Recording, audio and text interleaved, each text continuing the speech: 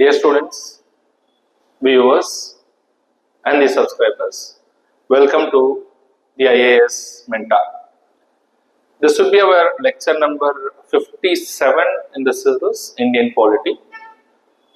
In the last lecture, if you remember, we have started the various powers and functions of the President. In fact, we have covered the executive powers. The powers which are in the nature of executive has been covered. As a continuation of that, today we will try to cover the powers which are in the nature of legislative.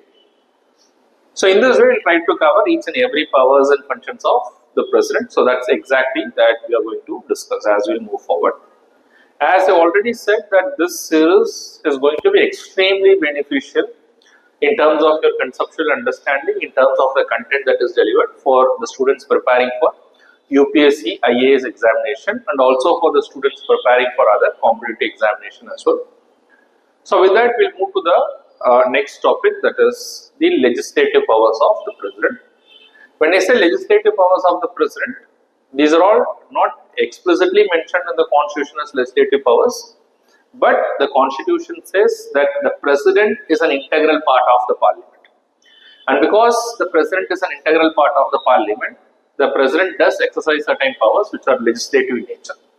And those are the powers that we are going to discuss today as what is called as the legislative powers of the President. Alright, so with that, we'll just move to the various legislative powers of the President. As you already seen, that the President not only exercises executive powers, but legislative, judicial or pardoning powers, diplomatic powers, military powers, emergency powers, which I am going to discuss one by one in the coming lectures. But in today's lecture, the idea is that we are going to discuss various legislative powers of the President. And before I proceed further, I wanted to make this declaration to the students. Now, of late, few lectures before this lecture and maybe few lectures after this lecture, we are recording these lectures in a different setup and not in the setup where I usually used to do, and because of my personal reasons. And in case if there is any difference in terms of the quality, so please adjust with that, and very soon I'll be moving towards my own setup where I used to do the lectures, but this is for a temporary time. I'm doing it in a different setup, so that there is no break in the continuity of the lectures that is given to the students. That's the idea. Alright, so with that, I'll just enter into the legislative powers of the President. Now, basically, what are all considered to be the legislative powers of the President? Now, these are all powers which is exercised by the President, with which the Parliament is able to discharge its functions and responsibilities. Under the Constitution, the Parliament is part of the legislature and they are supposed to perform certain functions. And for the Parliament to perform those functions, complete those functions, it is necessary for the President to aid them in performing those functions. So, most of these functions are clubbed as what is called as the legislative powers of the President. So, what are the legislative powers? So, the first thing is the legislative power that is exercised by the President, which we know under Article 85 of the Constitution, is the President is the one who has to summon, who has to prorogue, and who has to dissolve the houses. What does it mean by summon? What does it mean by prorogue? And what does it mean by dissolve? We will try to understand each and everything. This is very, very important.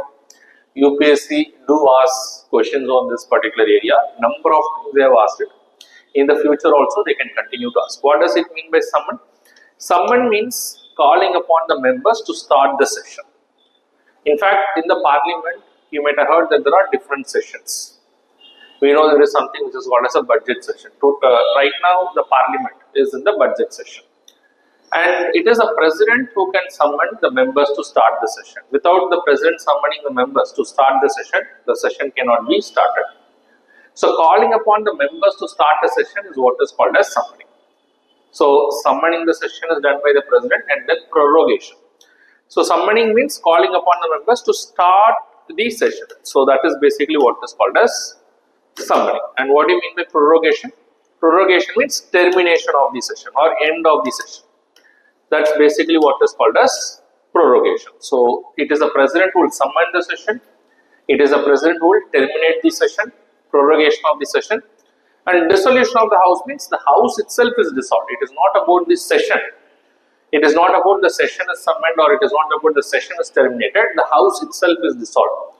And in fact, under the constitution, it is only one house which can be dissolved. And which house can be dissolved? It is only the Lok Sabha which can be dissolved. So whenever I say that the president can dissolve the house, it is only the Lok Sabha that can be dissolved. When the tenure of the Lok Sabha comes to an end, then the house can be dissolved. So normally the tenure of Lok Sabha is 5 years. So at the end of the tenure, the Lok Sabha is dissolved. Say for example, the 17th Lok Sabha was dissolved before elections. Before the 18th Lok Sabha elections happened, the 17th Lok Sabha was dissolved. And who usually does that? It is the president who does that. It is a power of the president under the constitution. So this is what basically you have to understand. Can the president dissolve the Rajya Sabha? The president cannot dissolve the Rajya Sabha because Rajya Sabha is a permanent house. And which house can be dissolved? The house that can be dissolved is only what is called as Lok Sabha. So the Rajya Sabha can't be dissolved. So try to remember all those things. So these are all very important things that you'll have to keep in your mind. So Rajya Sabha is a permanent house. I'm just repeating it again for your knowledge. While the Lok Sabha can be dissolved. So what is the power of the president under Article 85? The president can summon a session, that is calling upon the members to start a session. The president can prorogue a session, terminate a session. The president can dissolve the house also at when the tenure of the house is over, which is basically when the Lok Sabha tenure comes to an end, or even at an earlier date, the Lok Sabha can be dissolved. Suppose if there is a no confidence motion against the government, even before the tenure is over, the Lok Sabha can be dissolved. And there are also other grounds on which the Lok Sabha can be dissolved. But who can dissolve the Lok Sabha? Only the president. That is what basically you have to understand under Article 85 of the Constitution. And before we move to the next area, there are a few more things that you have to understand. So, summoning of the session means calling upon the members to start a session. And then once you start a session, once all the business in that particular session is over, then the session is terminated. And within the session, there can be definite breaks, temporary breaks. And those temporary breaks are what is called as adjournment. So what is adjournment? Adjournment or definite break. And those definite breaks are what is called as adjournment. So try to remember this. So adjournment means there are definite break. And who can give adjournment within the session? So once a session is summoned and before the termination, between summoning a session and termination, there can be number of adjournments. And who will adjourn the house? The adjournment is done by the presiding officer of that particular house. So who is doing the adjournment? The adjournment is, again I am repeating it, the adjournment is done by the presiding officer of that particular house. It can be speaker in case of Lok Sabha, it can be chairman in case of Rajya Sabha. But the adjournment is done by who? The adjournment is done by the presiding officer. Adjournment means temporary breaks, or you can say temporary breaks but definite in timeline, indefinite in character. That means whenever the presiding officer adjourns the house, they also say when the house will meet again. The house is adjourned for lunch break, the house is adjourned for 2 days, the house is adjourned for 1 week. They also know when the house is going to meet again. But there is something which is also called as adjournment sine die or adjournment sine die. So you can pronounce it in any way, adjournment sine die or adjournment sine die. So who can give this adjournment sine die or adjournment sine die? This is also done by the presiding officer, that is speaker in case of Lok Sabha and chairman in case of Rajya Sabha. And what is this adjournment sine die? Adjournment sine die means that this is an indefinite break and it is only given once before the termination of the session. That means once the session is summoned and then there can be definite breaks, which is called as adjournment, but once all the business is over, whatever function that the parliament wanted to do in that particular session, once the parliamentarians have completed all the business and there is no business that is left out, then the session is to be terminated. But the presiding officers have no power to terminate the session or prorogation. So termination and prorogation are one and the same. It is only the president who has to prorogue the session or terminate the session. But before the president prorogues the session, what will be done by the respective presiding officer is that they will pass an order of what is called as adjournment sine die. That means it's an indefinite break, whereas adjournment is a finite break, whereas adjournment sine die is an indefinite break. So an indefinite break is given by the presiding officers, and subsequent to that, the president issues what is called as the prorogation order. So that's basically what you'll have to understand. So your understanding of what is summoning a session, what is prorogation, what is dissolution, which house can be dissolved, what is adjournment signed day has to be very, very clear in your mind. And apart from that, there's also something which is called as recess. What do you mean by recess? Recess is nothing but the time break or the gap between two sessions. That means after one session is terminated, and then there is some element of time that has lapsed before a new session is summoned by the president. And that gap is what is called as recess. The only requirement under the constitution is that the lapse or the recess should not be more than a period of 6 months. That is what the constitution says. So the constitution says that after the termination of a particular session, within 6 months, the new session has to be summoned. And if that doesn't happen, that amounts to violation of the constitution. And who has to make sure that the recess or the lapse of time between the summoning of the termination of a session and the summoning of a new session is less than 6 months or not more than 6 months. It's basically, it is the president who has to do that. In fact, the constitution does not prescribe number of sessions for a given year. Today, whatever we follow, the budget session, and then subsequent to the budget session, we have got what is called as the monsoon session, the winter session. The 3 sessions that we follow in the parliament is merely a conventional practice. So it is not required that we need to have 3 sessions. The constitution does not say that. But the constitution says that there shall not be a lapse of more than 6 months between 2 sessions, or the recess time should not be more than a period of 6 months. This is basically what has to be ensured. And apart from that, the number of days the parliamentarians has to meet in every session or in the term of the Lok Sabha is also not mentioned in the constitution. It is all according to the requirements the parliamentarians can meet. But the only thing that has to be made sure is that the recess time should not be more than a period of 6 months. So try to remember this. So I'm quite sure you have understood the concept of what is summoning, what is prorogation, what is dissolution, what is adjournment, what is adjournment signed by, what is recess. So all these things, definitely you can expect a question from these areas. Alright, so with that we'll move to the next power of the president, the legislative powers, that is the right of the president to address and to send messages to the house. So when I talk of the right of the president to address and send messages to the house, it is the right of the president to send and address messages to the house, which is under Article 76 of the Constitution. If you see Article 76 of the Constitution, the president has the power to address the houses at any point of time. So whenever you want to address the house, he can address the houses. So then again you have to understand, the president does not address the house as per his whims and fancies. The president is going to address the house based on the recommendation, aid and advice of the Council of Ministers. So whenever they advise the president to address the members of the house, he may address the house, he may send messages to the house. This he can do at any point of time based on the aid and advice of the Council of Ministers. But you may wonder as to what is the reason as to why the president wanted to address the houses. Because the president is not a member of parliament, and he is not actively taking part in the business of the government. It is for the Prime Minister and the Council of Ministers to do all those things. But why would the president address the house? Why would the president send message? So sometimes it might be possible that the opposition parties may not cooperate with the government. It might be possible a bill is introduced and this bill is very important for the government, but maybe it is not getting the support of the opposition parties.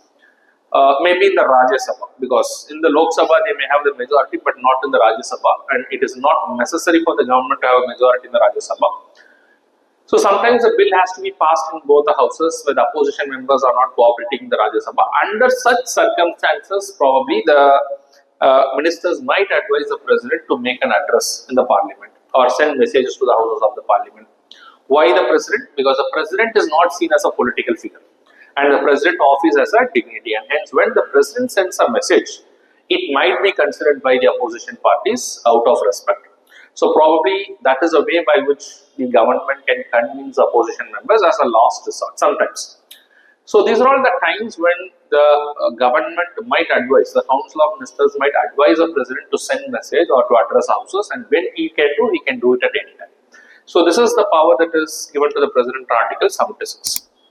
Apart from that, the President also makes a special address to the Houses of the Parliament under Article, sorry, this is not Article 76, a small correction, this is under Article 86. So please make a small correction, Article 86 of the Constitution.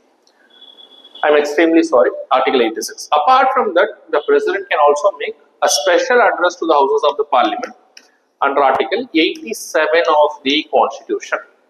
So under Article 87 of the Constitution, the President can make what is called as a special address. And what is a special address? The special address is done by the President under two occasions, not at any of the other time. Only in two occasions, under two occasions, the President can make what is called as a special address, and one is at the first session after the new government is formed, after the general election is over. After the general election is over, so please listen, after the general election is over, during the first session in the Parliament, the President makes a address, a special address. And then the President also makes a special address every year during the first session. So for example, every year, what is the first session? It is a budget session. So in the budget session every year, the President makes an address. And then whenever the election is over, after the general election, whenever the new government is formed, and once a new government is formed, the first session in that new government also he makes a address, and these two addresses what is called as special address. And what is the purpose of this special address? When the new government is formed, in the first session when the new government is formed, the President makes an address, and this address is what is called as a special address, wherein the President makes an address with regard to as to what the government is willing to do in the next 5 years, and what is the expectations from the government, and what is the expectation that the government has from the opposition parties, so that with the cooperation of the opposition parties, the government can achieve all the interest which is basically for the welfare of the people. So it is basically the agenda that is prepared, is presented during the special address for the next 5 years. This is basically the agenda of the government as to what or how they are willing to serve the people of our country for the next 5 years, and to that extent they may also require the cooperation of the opposition party. So this speech is presented in the form of what is called as a special address. And who usually prepares this address? Although it is presented by the President, the speech is prepared by the government, and accordingly the President delivers a speech, and this is an occasion where the President makes a special address. The second occasion where the President makes a special address is during the first session every year, that is a budget session every year. And in this session, he makes a special address where he presents a report card of what the government has done in the previous year. So previous year they have achieved something. So when the next year when the budget session comes, because budget session is the beginning of a year, and in that session he presents as to what the government has done, what they have achieved in the previous year. So basically this is nothing but a report card of the government for the previous year. So these are the two occasions on which the President makes a special address. I am just repeating it again. The President makes a special address on two occasions. Whenever the election is over, the general election is over, and when the new government is formed, the first session in the Parliament, the President makes a special address. And then every financial year, the first session, every year in the first session, the government and the President makes an address. That is usually he makes the address in the budget session, because that is the first session. In both the cases, the speech is prepared by the government. The President does not prepare the speech, because basically he speaks what the government asks him to say based on the aid and advice of the Council of Ministers. The speech is prepared by the government, but it is delivered by the President on these two occasions. That's basically what is called as the special address. But one important thing that you have to notice, once the President delivers a special address, after the special address is delivered, because it's basically the agenda of the government or the report card of the government, after the address is delivered, then this address is subject to debate in the Parliament.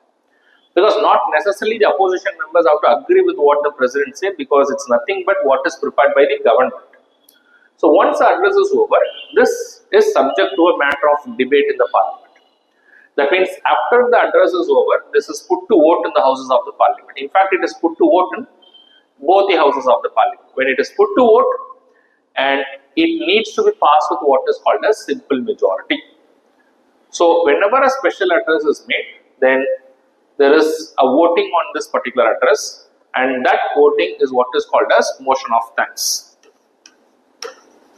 That means whenever the president makes a special address, and because the president has made a special address, a motion of thanks to thank the president is introduced by the government. It's normally introduced by Prime Minister or any of the ministers. It is introduced to thank the president in both the houses, because the president makes an address in both the houses separately or jointly. But this motion is introduced to thank the president after the president address separately in both the houses. Once this motion is introduced to thank the president for his address separately, this motion is put to vote in both the houses of the parliament. And if this motion is not passed with simple majority, the majority that is required is simple majority.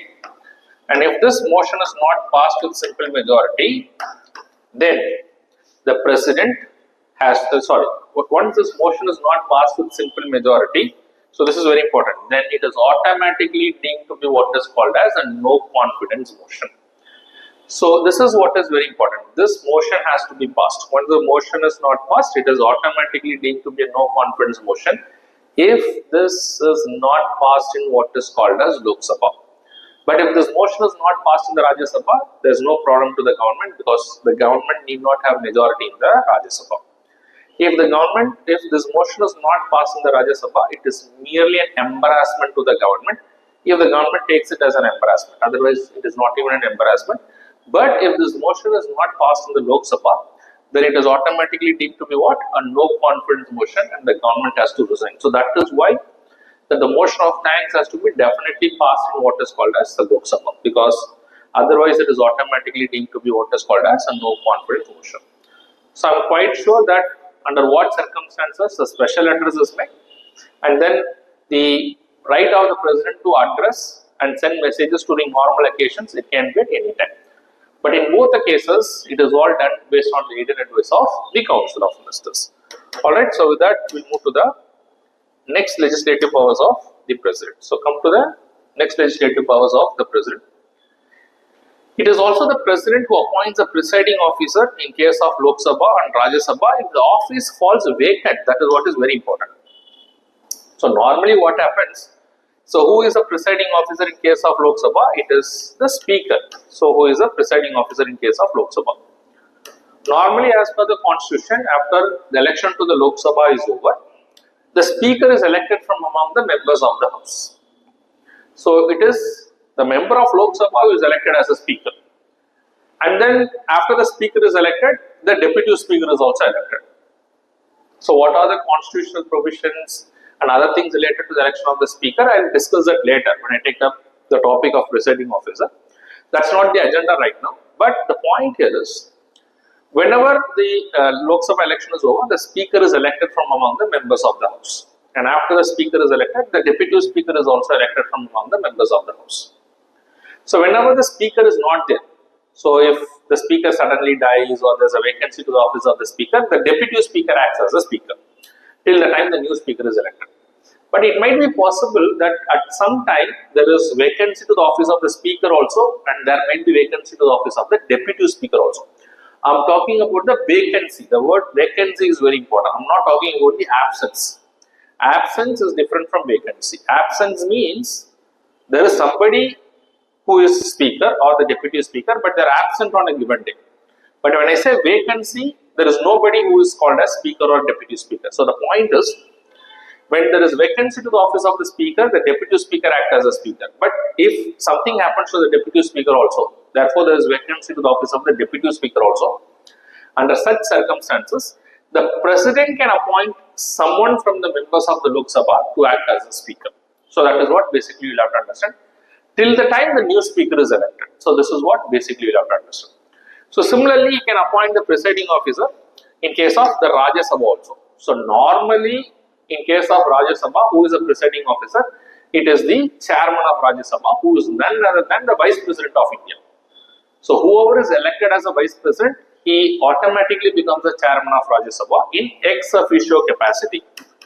I have already explained as to what is this ex officio capacity. What do you understand by ex officio capacity? By virtue of one's office, by virtue of one's post.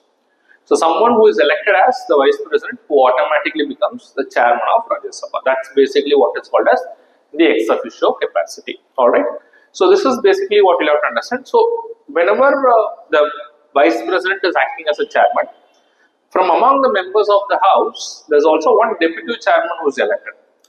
So if the vice president post is vacant, because whoever is the vice president act as a chairman, then the deputy chairman of Rajya Sabha acts as a chairman of Rajya Sabha.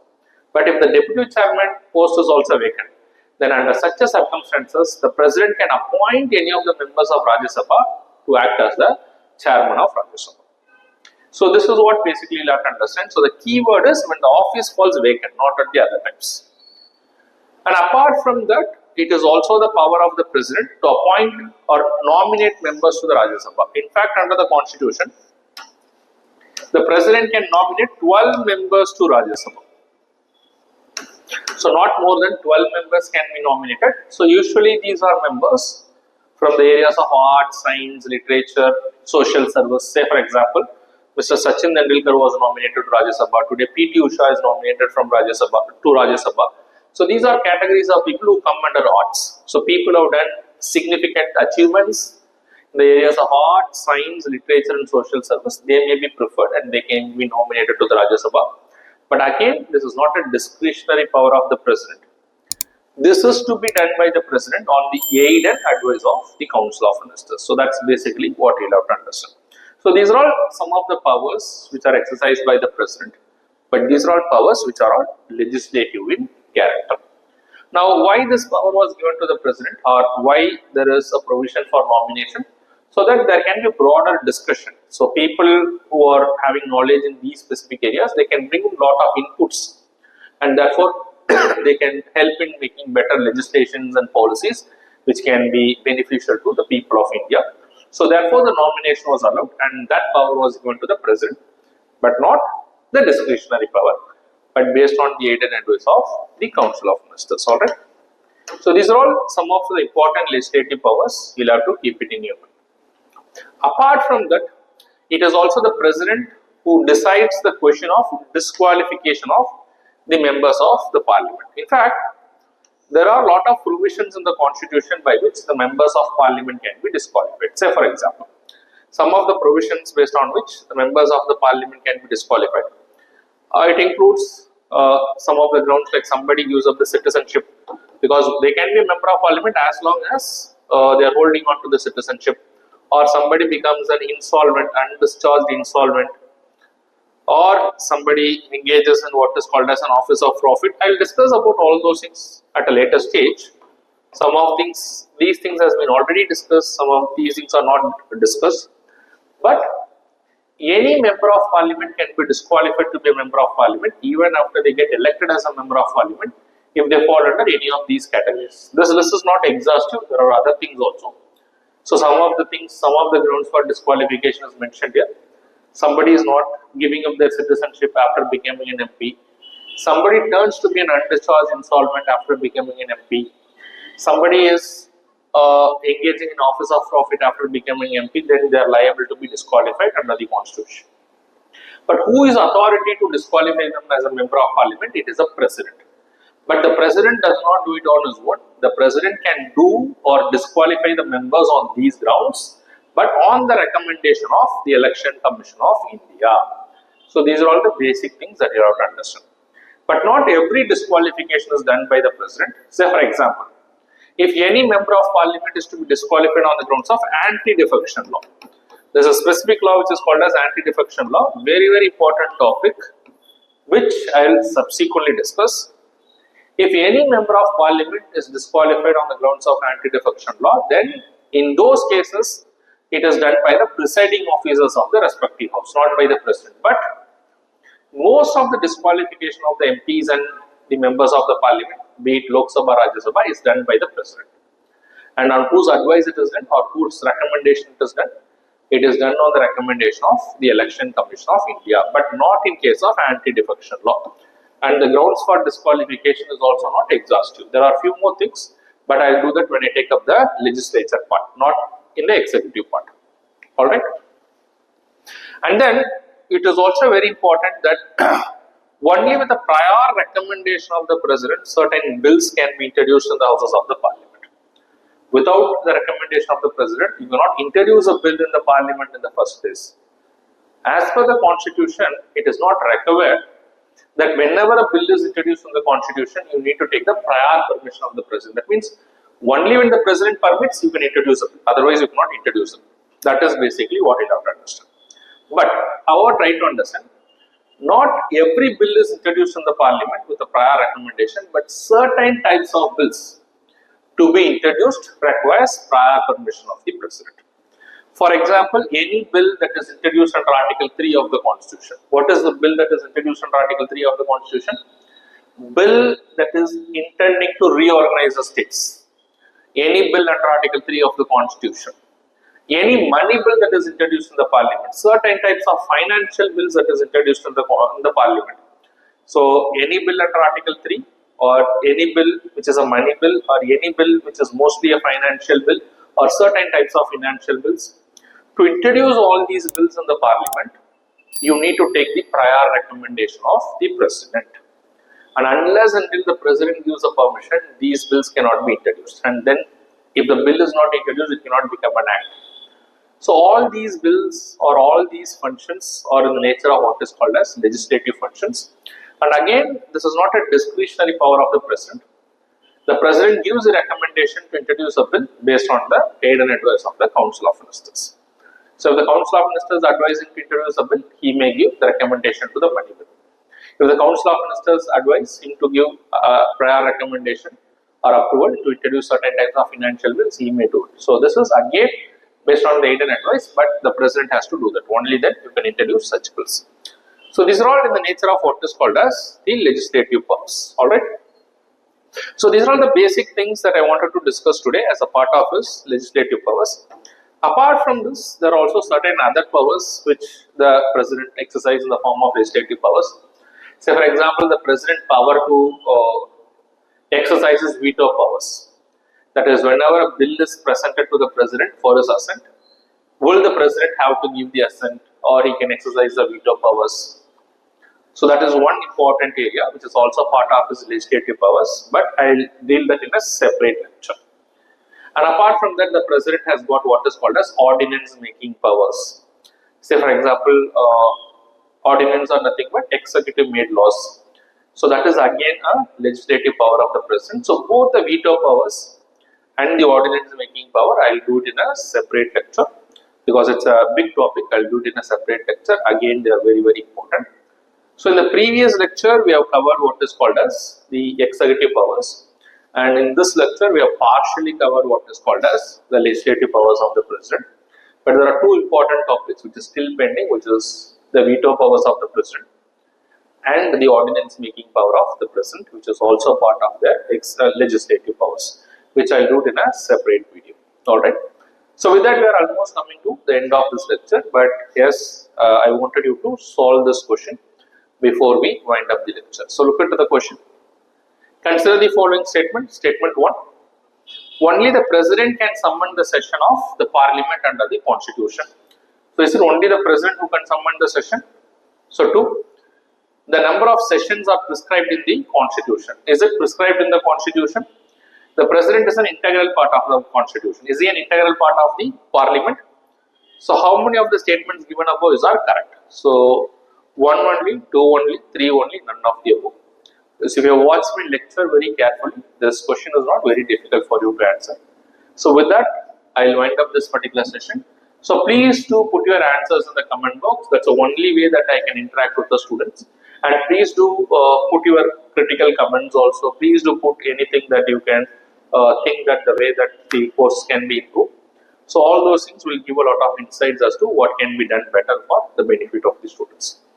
Alright, so with that I will wind up the session here. If you know any of your friends or family members who are preparing for the examination, you can refer them these videos and the channel. And I am quite sure that it is going to be immensely beneficial to all of them. And if you have any queries or doubts related to the session or the examination in general, you can reach out to me through my Instagram account or through my Telegram account, which is Babu_IAS_337. Thank you very much for watching this particular lecture. All the best.